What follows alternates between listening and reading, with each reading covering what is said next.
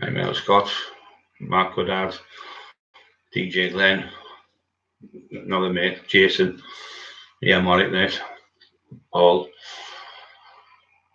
Dublin Island, yes, thank you guys from there. Getting a lot of support from Ireland at the moment. Just waiting for a few more coming on, guys, because really interested in this. Simon was asking if you're okay. Yes, Simon. Ben said you should be rested. Ben, I shouldn't be resting. No, I'm going to call the truth here. Breaking news. I'm just waiting for a few more you guys coming on. You're going to be astounded with this when you get them comes out. Yeah, so just wait for a few more. It's well worth it, guys, but believe me.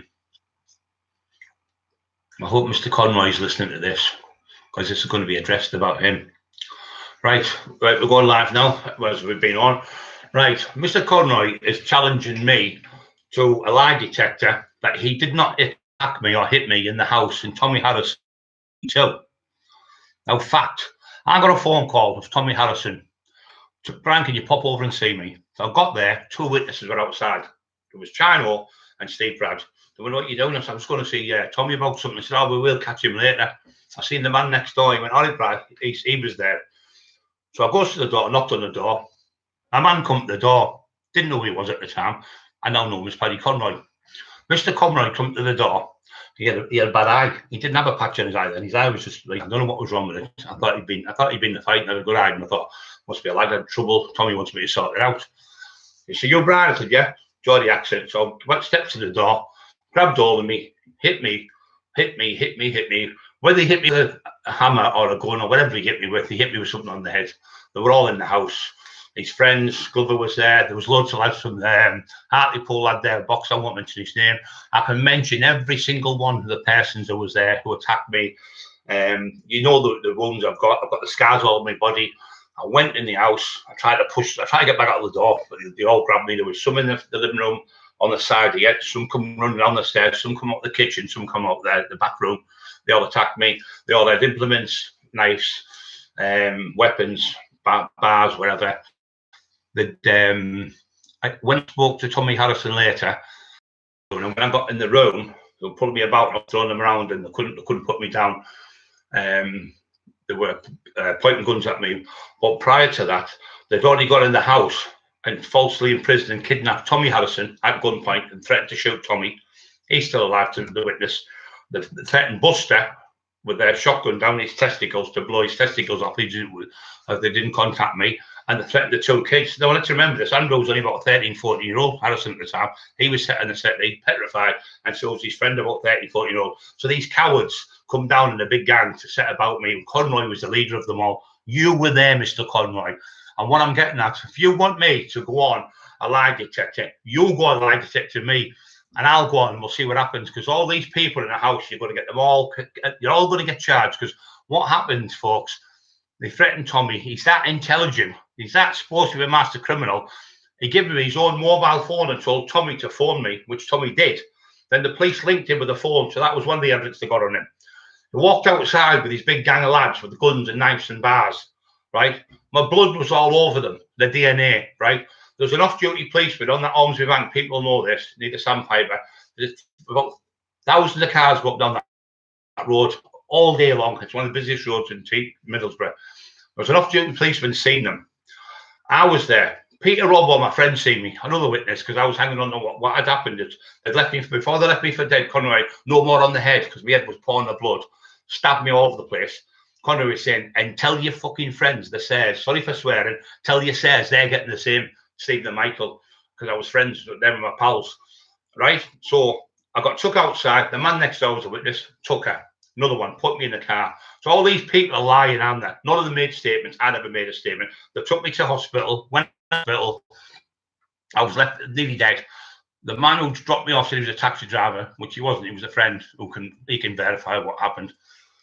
Conroy got caught. I think it was the A19 that got him, because his mobile was linked to him as well. So when they pulled him over, because it's got his registration, obviously his registration, he even did it in his own Jeep. That's how clever he is.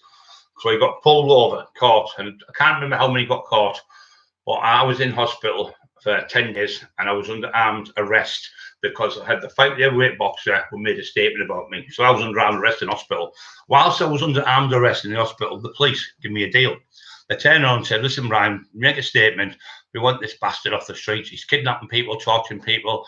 He's bullying. He's involved in everything going on up there. He said, if you make a statement, he said, we'll give you protection. We'll give you money. I went, I'm not interested. I don't make statements. So how have you got in the state? I said, I fell down the 99 steps at Whitby. I wouldn't make a statement against you, Mr. Conroy. I didn't do a statement. I didn't grass it up. I didn't say nothing about any of them in the house, which I know every one of them. And I've got all the witnesses. So if you want to open Pandora's box, we'll open it. But in that time, they said, you don't even have to make a statement, Brian. All we need is your DNA. I said, what do you mean? He said, if you give us a blood sample, we can prove here the blood is all over his Jeep, all over their clothes. He's going to jail. We've charged him now for attempted murder on you. Mr. Conroy, if you weren't there, why were you in home house jail for 3 months on remand? And you were remanded with my friend Speedy. That's who you were remanded with. So I got a visit when I got to hospital to see you. And I come to see you. And two of your friends from Article, which I can name them as well, I know them, they came to my house and asked me, would you do me a favour? Would you make a statement to get him off? I said, well, they haven't made a statement to me, Nick. He said, well, they already know that.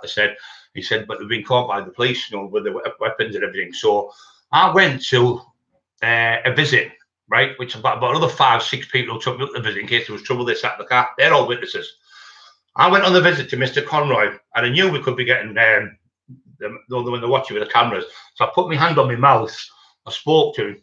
I said, he said, I'm looking at 10 to 20. They're looking for 20 years. I want to do 10 years here.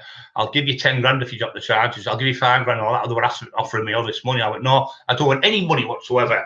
All I want is a fight with the lad who I had a fight with, who said I jumped him. It was all absolute ludicrous. So I went then from there. I went home and the article had come and said, oh, Paddy, so you can't believe you're going to do this for him and he'll be friends with you for life and everything. He got out of jail. He got out of home house. Because I went there for him, right? After what they've done to me, because that's the kind of guy, I've never made a statement in my life against anyone apart from this Jamie Boyle thing, who we're going to court with. I've never made a statement ever when I've had fights with anyone and when they beat me up and they killed me. I never said a word. I went to court because it was a whole style committal they were called. It was like you went to the magistrates in them days. I went and seen Paddy Conroy's solicitor and I stood in the court and gave evidence and said on the top of the balcony, I said to them, I'm here today because Mr. Conroy is my friend, and this is how I got you off, Mr. Conroy. I pretended we were sparring, you caught me nose, that's why the blood's all over your Jeep.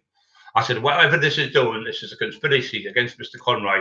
He hasn't done anything, he's my friend, and that's what I did to you. So don't sit there. I say, for instance, you might not hit me with a hammer, you might not hit me with a bar, you might not hit me with a gun, but you were in that house, and I had hammer holes in my head, I had guns pointed to my head, you tried to kill me. And then when I was speaking to Phil Benjamin a few years later, they said, can you lend us the boat? And the plan was they were going to put me on the boat and throw me in the sea if they killed me. So that's the truth. So if you want me to go on this ludicrous lie detector, let's get MI5 involved. Let's get MI6, get FBI, get Interpol, get on. I'll go on it and I'll prove to you I'm not a liar, Conroy. You're the liar.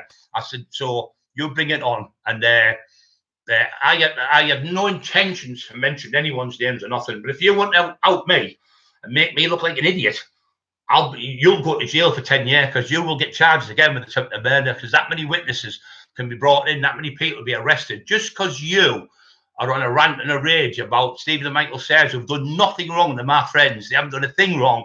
You're making statements up about them that don't even exist. Absolute ludicrous lies. So bring your lie detector, right, and I'll do it. But you have to come on there as well and say you did not attack me and tried to kill me in that house in 1992. So thank you for all them people out there who listen to me. And I don't tell lies. I'm Brian Cockerill, the taxman. I don't need gangs. I've got myself. So God bless everyone. I wish everyone a lovely day and a lovely weekend.